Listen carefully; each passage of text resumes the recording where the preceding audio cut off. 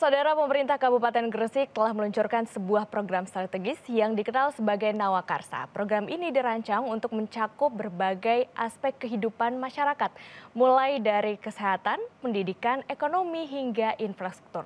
Lantas seperti apa program Nawakarsa ini dan seperti apa manfaatnya bagi masyarakat Gresik? Selengkapnya akan kita bahas selama 30 menit ke depan bersama saya Winda Agreni, hanya di Bincang Kita.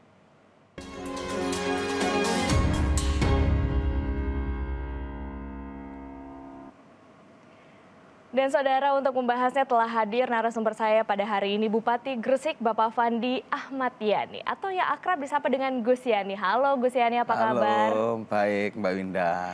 Baik ya, selamat datang di Alhamdulillah. Bincang Kita. Ya. Di Gresik ada program strategis namanya Nawakarsa. Boleh diceritakan seperti apa program ini? Ya, Nawakarsa ini sebuah rencana pembangunan jangka menengah yang kita tulis sebagai 9 langkah capaian visi misi. Ketika dulu waktu masa kampanye, kami melihat arah pembangunan pemerintah daerah, kemudian arah pembangunan pemerintah pusat. Kalau Pak Presiden punya nawacita, kemudian Ibu Gubernur punya nawabakti setia.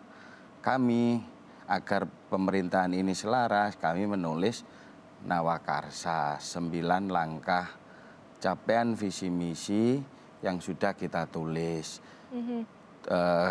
dengan tema menuju Gresik baru yang mandiri, sejahtera, kemudian berdaya saing, dan tentu berkemajuan ya.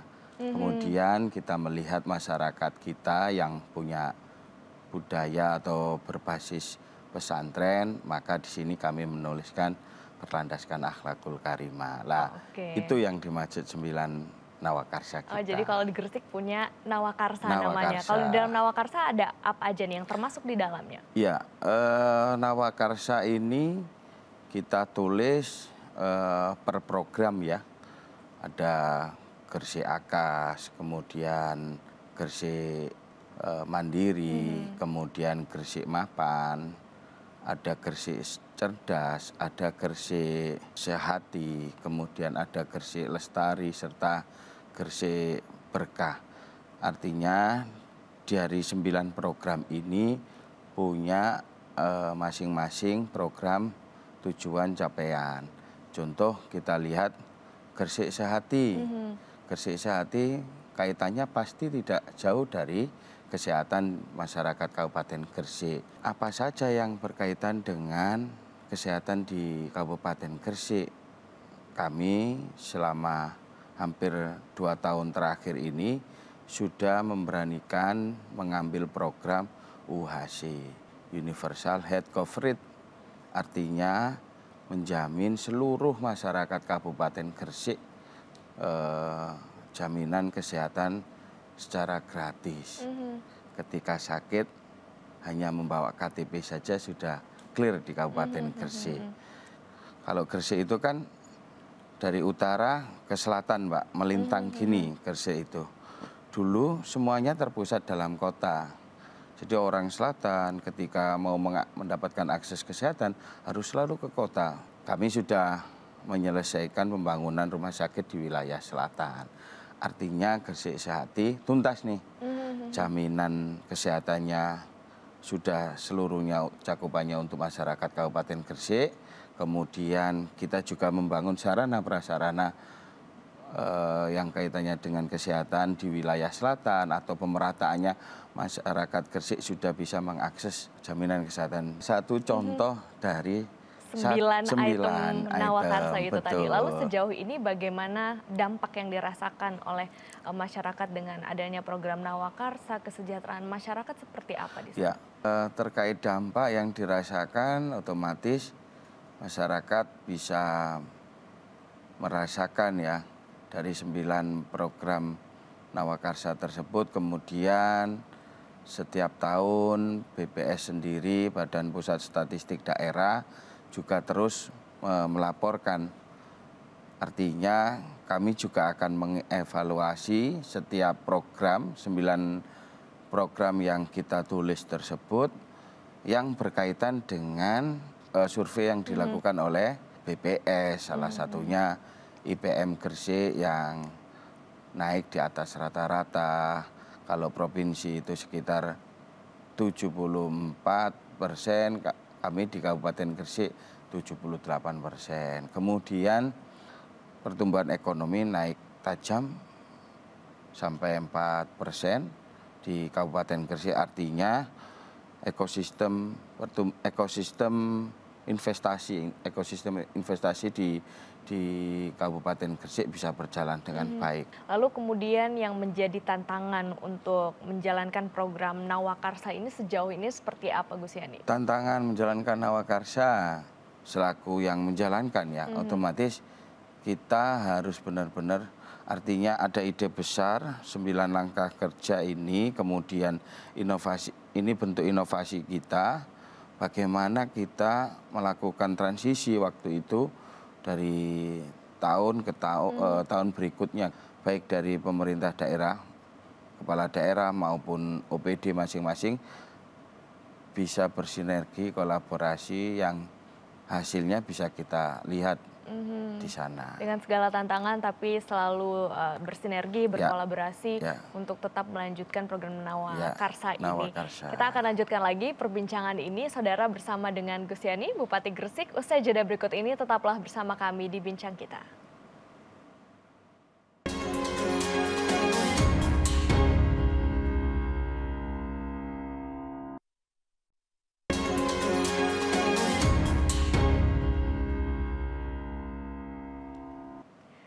Terima kasih Anda masih bersama kami di Bincang Kita, dan saya masih bersama dengan Bupati Gresik Gus Yani yang masih bersama kita di sini.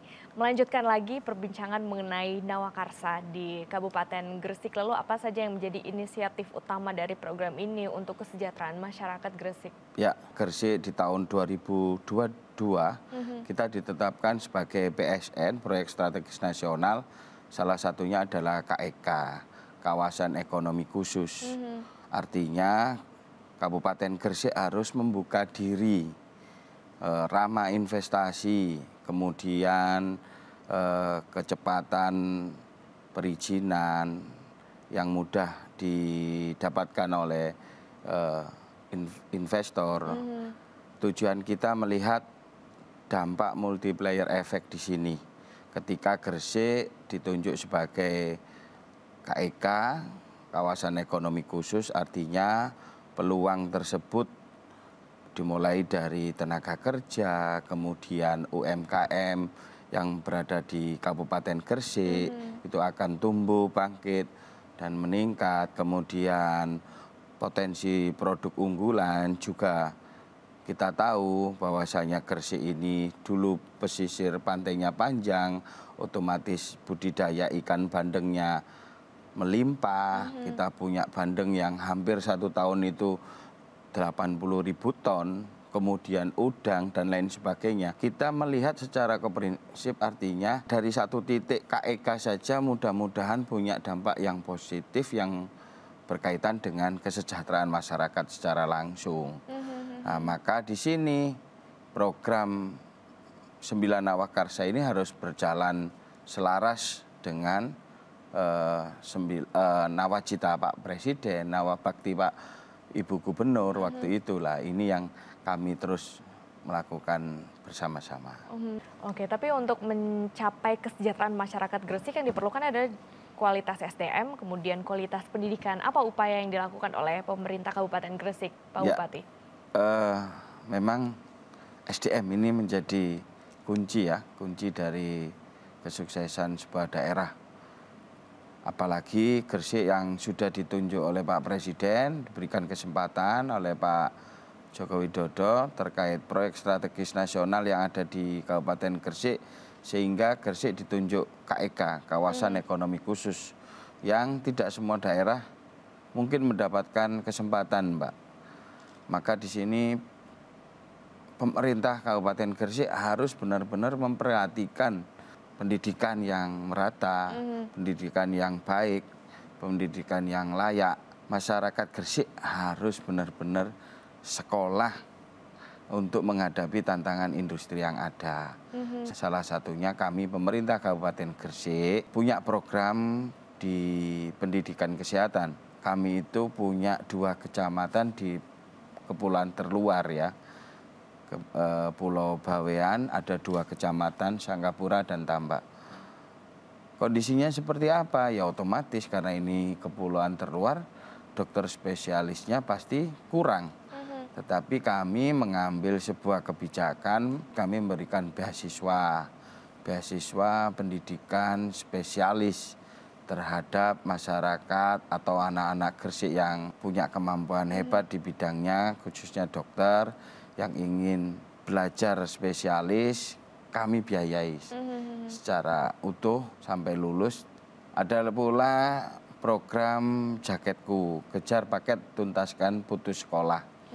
Yang mana di Kabupaten Gresik kita juga harus terus melihat, mendorong tren turunnya angka putus sekolah yang dilakukan oleh PKK.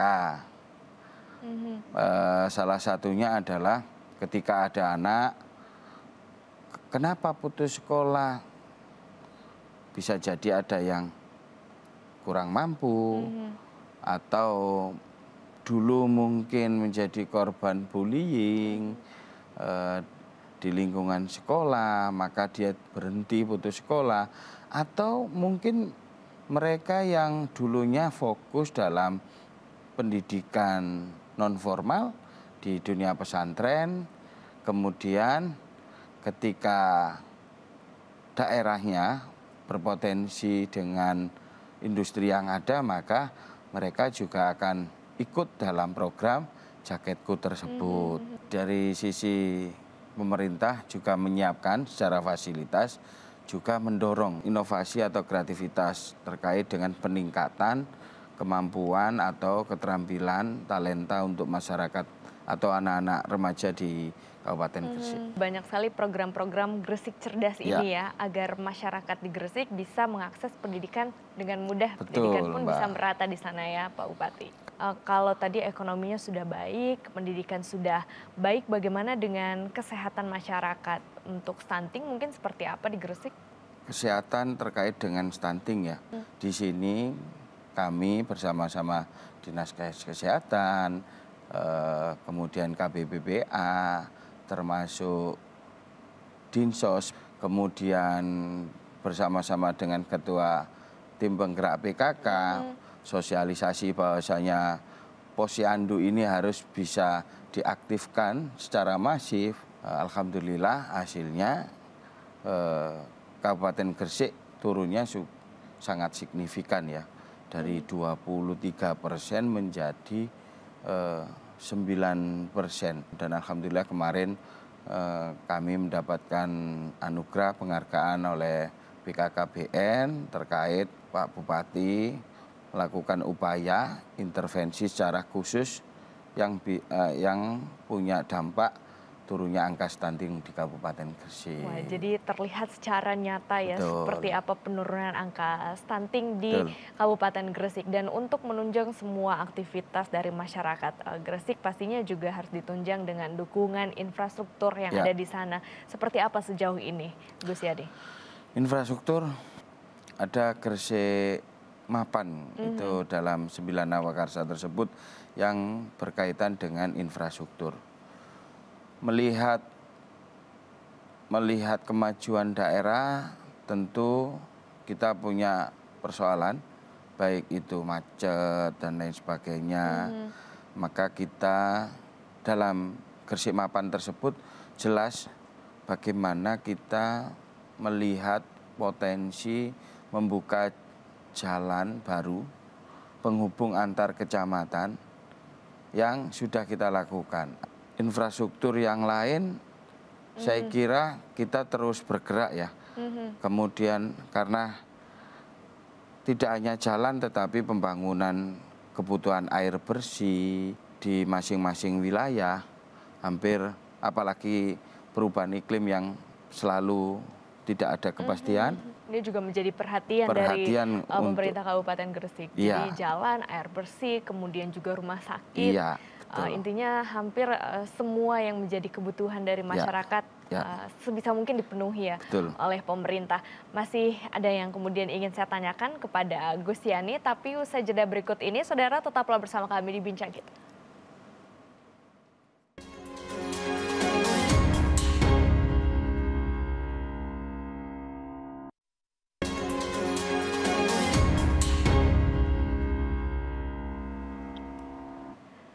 Terima kasih Anda masih bersama kami di Bincang Kita, dan saya masih bersama dengan Bupati Gresik, Gus Yani. Kalau berbicara mengenai Gresik juga sekarang sudah menjadi daerah industri. Lalu bagaimana dengan pelestarian lingkungan yang ada di sana?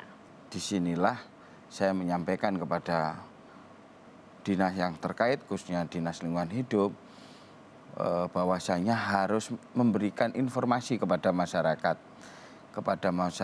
Bahwasanya pengecekan kualitas udara berkala, kemudian limbah air yang harus kita pantau bersama dinas maupun NGO yang ada, LSM lingkungan, mereka juga bersama-sama melihat bagaimana kondisi air di Kabupaten Gresik. Apakah tercemar atau tidak, kualitas air baku dan lain sebagainya. Ini yang harus kita sampaikan kepada masyarakat secara berkala. Kita pasang alat-alat tersebut di titik lokasi industri-industri skala besar. Maka kami bahkan pernah disurvei oleh Kompas kalau nggak salah ya. Kabupaten Gresik menjadi kabupaten yang layak hidup untuk masyarakat. Dari aspek infrastruktur, kemudian kesehatan, pendidikan, bahkan lingkungan. Yang mana memperkuat baik itu lingkungan, ketika bicara lingkungan, maka kita harus punya pola atau penanganan mulai dari tadi capaian kualitas udara, air dan lain sebagainya, serta persampahan yang harus kita kelola dengan baik. Dulu kita hanya fokus dalam TPA, tempat pembuangan akhir, dengan metode open dumping. Ditumpuk. Kalau tidak ditumpuk, pasti akan terkumpul di kecamatan atau yang lain. Tapi kami berusaha mengedukasi masyarakat untuk perubahan perilaku, memilah sampah di rumah. Ini juga penanganan hulu hilirnya, yang mana ketika di tingkat rumah masyarakat sudah memilah sampahnya, kemudian di tingkat desa ada TPS 3R, dipilah lagi sampah yang plastik mana, yang punya nilai tambah mana, betul. Kemudian di kecamatan kita punya TPST, juga mengambil dari TPS 3R masing-masing di desa. Dan residu terakhir di TPST baru kita bawa ke TPA. Artinya dari hulu sampai hilir sampah ini berkurang terus, Mbak Winda. Kita memilah sampah, kemudian sampah tersebut kita jadikan RDF. RDF itu bahan mudah terbakar yang sekarang lagi eksis menjadi alternatif energi terbarukan. Jadi RDF kita itu bekerja sama dengan PT Semen Indonesia. Dulu ada kalau di Gresik Semen Gresik, sekarang holdingnya adalah Semen Indonesia. Jadi RDF kita yang berada di TPST, kemudian di TPA, ada yang jadi briket, itu bisa diambil oleh PT Semen Indonesia. RDF briket kita juga bisa digunakan para UMKM yang ada di Kabupaten Gresik, salah satu industri-industri makanan kecil yang biasanya membutuhkan kayu bakar untuk sumber energinya. Mereka mencoba hasil briket RDF kita bisa berjalan dengan baik. Kemarin alhamdulillah kita mendapatkan penghargaan Adipura Award yang dilakukan oleh Kementerian KLHK. Hampir 11 tahun Kabupaten Gresik tidak mendapatkan penghargaan Adipura Award yang dilakukan oleh Kementerian KLHK. Ini juga menjadi semangat, spirit, tidak hanya pemerintah tetapi masyarakat juga merasakan. Ternyata banyak sekali manfaat dari Gresik Lestari ini untuk pengelolaan sampah, kemudian penataan kota juga jadi lebih baik. Lalu dari program Nawakarsa yang kemudian sudah berjalan ini, dari sisi pemerintahan sendiri agar kinerja lebih optimal, apa program yang dicanangkan? Strateginya seperti apa? Ya, dari sisi pemerintah terkait public service, pelayanan kepada masyarakat, kita punya Gresik Akas, yang mana Gresik Akas ini hasilnya dinilai adalah SPBE, Sistem Pemerintahan Berbasis Elektronik. Artinya karena Pak Bupatinya juga masih muda, mendorong untuk dinas untuk menuju ke transformasi digital. Di sini SPBE kita alhamdulillah terbaik nomor 6 secara nasional, Mbak. Di sana bagaimana pemerintah itu memberikan pelayanan yang akuntabel, kemudian transparan, serta mudah diakses. Maka kami juga bertransformasi baik dari masing-masing dinas, dinas sosial, dinas pendidikan, dinas kesehatan. Ini juga memberikan sebuah pelayanan hanya melakukan digitalisasi. Kemudian dari tingkat desa ada desa siap. Desa siap itu ada platform, artinya masyarakat desa seumpama saya sedang bekerja, kemudian membutuhkan surat menyurat. Kalau dulu kan harus datang ke balai desa atau seperti apa. Sekarang ketika semuanya berubah menjadi digitalisasi, semuanya mudah dan bisa diakses oleh masyarakat. Oke, jadi sudah melakukan transformasi digital, jadi masyarakat mudah untuk menikmati pelayanan publik oleh pemerintah. Kemudian ke depannya nih, apa yang menjadi rencana dari Gus Yani terkait dengan Nawakarsa ini yang sudah berjalan, target ke depannya akan seperti apa, sekaligus juga mungkin pesan ataupun juga harapan terhadap Kabupaten Gresik agar bisa lebih baik lagi ke depannya menjadi Gresik baru. Silakan. Ya, jadi harapan pemerintah daerah khususnya untuk masyarakat Kabupaten Gresik, tentu kami melihat potensi daerah yang hari ini mungkin tidak dimiliki oleh kabupaten kota yang lain. KEK menjadi perhatian secara nasional. KEK merupakan investasi internasional. Beberapa tahun, 3 tahun terakhir, Gresik mendapatkan awarding dari Kementerian Investasi terkait besaran tingginya investasi di daerah. Itu menjadi tujuan investasinya adalah di Kabupaten Gresik. Maka di sini harapannya adalah mengajak kepada seluruh masyarakat Kabupaten Gresik agar tidak berhenti belajar, terus meningkatkan kualitas kemampuan, talenta, keahlian dan lain sebagainya untuk menghadapi dunia yang luar biasa perubahannya secara cepat. Kami berharap kita bisa sukses seperti ini karena para pendahulu kita yang menanam, melakukan kegiatan yang baik agar bisa kita panen. Kita bisa panen hasilnya di kemudian hari, pastinya dengan program Nawakarsa yang saat ini sudah berjalan dengan baik. Terima kasih Pak Bupati Gresik, Bapak Fandi Ahmad Yani, atau yang akrab disapa dengan Gus Yani. Sukses selalu untuk program-programnya dan Gresik lebih maju ke depannya. Terima kasih telah hadir di Bincang Kita. Kami akhiri perbincangan ini, Saudara. Saya Winda Anggredi, pamit undur diri. Terima kasih dan sampai jumpa.